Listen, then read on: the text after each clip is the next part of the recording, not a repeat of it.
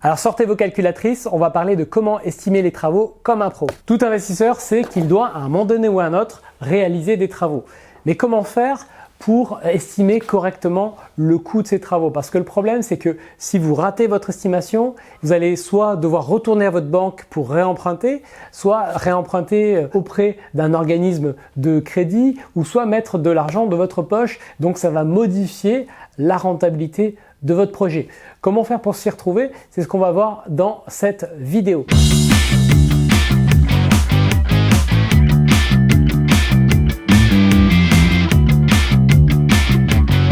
Quand vous faites une estimation de travaux, vous essayez de prévoir le budget total de votre projet. Dans un projet immobilier, vous savez que l'étape classique, c'est que vous allez estimer les travaux, vous allez avoir des devis et vous allez fournir à la banque, lors de votre emprunt immobilier, les devis de vos artisans.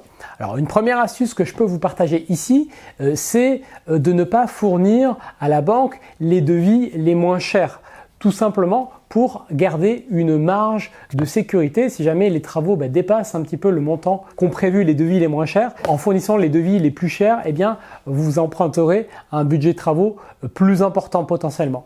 Donc ça ne veut pas dire que lorsque vous finissez un devis à la banque, vous devez travailler avec cette entreprise. Vous avez tout à fait le droit de changer d'artisan après avoir fourni le devis d'une entreprise A à la banque. Vous avez tout à fait le droit de travailler avec une entreprise B ou C. Vous n'êtes pas engagé vis-à-vis de la banque là-dessus. Et bien entendu, si vous empruntez un montant supérieur et que vous n'utilisez pas la totalité de l'enveloppe travaux, vous pouvez tout à fait renoncer à cette enveloppe vis-à-vis de la banque lorsque vos travaux sont terminés. Donc voilà, ça a un double avantage de ne pas fournir les devis les moins chers à la banque.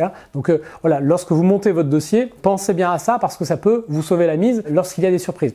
Et le truc avec les travaux, c'est qu'il y a tout le temps des surprises. C'est normal, surtout quand on est dans la rénovation, entre ce que vous avez prévu, ce que l'artisan a prévu et ce qu'il va découvrir en démarrant ses travaux. Il peut faire des découvertes qu'il n'avait pas pu anticiper. Et donc là, dans ces cas-là, eh bien, vous vous retrouvez avec un problème. Généralement, de toute façon, les travaux prennent plus de temps que prévu. Le contraire est très très rare. Quand vous avez pris tout ça en compte, vous savez comment déjà aborder la partie travaux avec un peu de réalisme. Maintenant, comment estimer les travaux plus précisément comme un professionnel? Donc il y a déjà une chose à faire lorsque vous êtes sur une opération, c'est de faire venir des experts, faire venir des artisans et en faire venir plusieurs. L'idée, c'est d'avoir au moins 2 à 3 devis par corps de métier et de faire venir donc des artisans, par exemple si vous avez de la peinture, de faire venir 2 ou 3 peintres pour qu'ils vous estiment la charge de travail.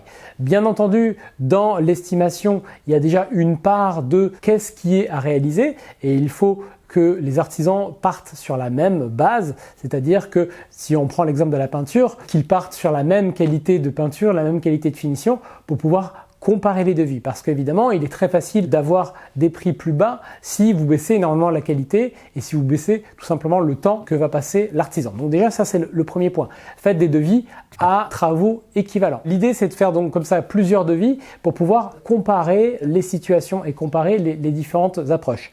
Ensuite, lorsqu'il s'agit de travaux, il faut vraiment aussi savoir qu'il vaut mieux partir sur, quand vous faites de la rénovation, et ça je vous parle vraiment d'expérience, pour avoir dépensé plusieurs centaines de milliers d'euros de travaux ces dernières années, il vaut mieux partir d'une rénovation totale quand vous rénovez plutôt que de rénover des bouts parce que ça fait vraiment fausser votre estimation. Par exemple, la fausse bonne idée si vous avez un appartement ancien, semi-ancien dans lequel vous voulez faire un peu de travaux, c'est de vous dire par exemple je vais conserver la salle de bain parce qu'elle semble en plutôt bon état et je vais rénover autour. Et généralement quand on fait ce genre de choix, ce dont on se rend compte c'est que les artisans vont déjà perdre du temps parce qu'ils doivent conserver des éléments anciens et construire autour. Par exemple, je sais pas, la personne qui va faire le carrelage va devoir garder la douche et carreler la douche existante, ça va lui prendre du temps. Donc ça génère un surcoût et au final le produit rendu il sera pas extraordinaire et donc on se retrouve au bout du bout avec finalement un rendu qui est moins bon et un coût qui est à peine plus faible que si on avait décidé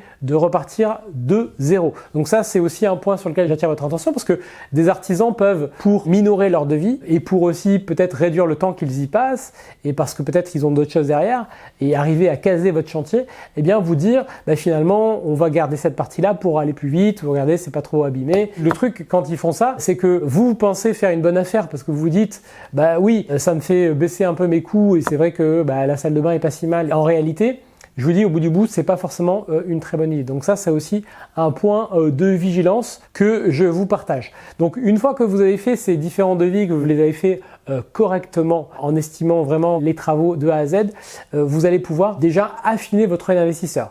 Et ça, c'est aussi une approche et une astuce. Vous allez vraiment vous rendre compte de ça en le faisant. C'est que plus vous allez faire de devis, plus vous allez avoir d'expérience, plus vous allez pouvoir estimer les devis comme un pro. Plus vous allez pouvoir vraiment à 10-20% près faire vous-même votre propre estimation. Évidemment, sauf si vous ratez quelque chose dans le chantier. Mais avec l'expérience, vous allez pouvoir faire ça.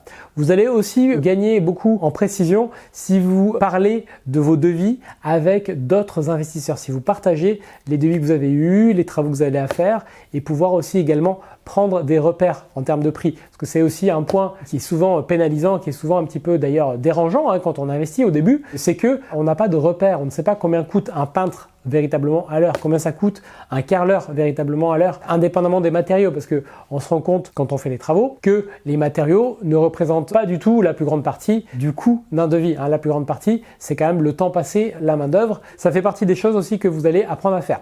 L'erreur, ça serait de vouloir bricoler vous-même, de vouloir mettre les mains dans le cambouis, parce que même si ça peut avoir un côté satisfaisant, même si ça peut évidemment faire baisser à court terme la facture, ça va avoir beaucoup d'inconvénients que je vous expliquerai dans une autre vidéo de faire cela. Donc voilà, ne partez pas dans ce travers, ça ne va pas vous permettre d'estimer mieux les travaux si vous faites vous-même les choses. Donc voilà ce que je voulais vous partager sur le fait d'estimer ces travaux comme un pro. Vous avez vu que c'est une question à la fois d'expérience, à la fois aussi de faire les bons devis et que dans tous les cas, il faut vous prémunir de partir sur un devis trop bas, sur un devis qui ne vous permettrait pas de compléter votre chantier sereinement. Voilà, si ça vous intéresse, je mets en description dessous la vidéo un lien. J'ai d'autres contenus pour vous apprendre à investir dans l'immobilier locatif et à réussir vos projets. Donc vous avez simplement cliqué dessous. Et en tout cas, je vous remercie d'avoir regardé cette vidéo et je vous dis à très bientôt. Salut!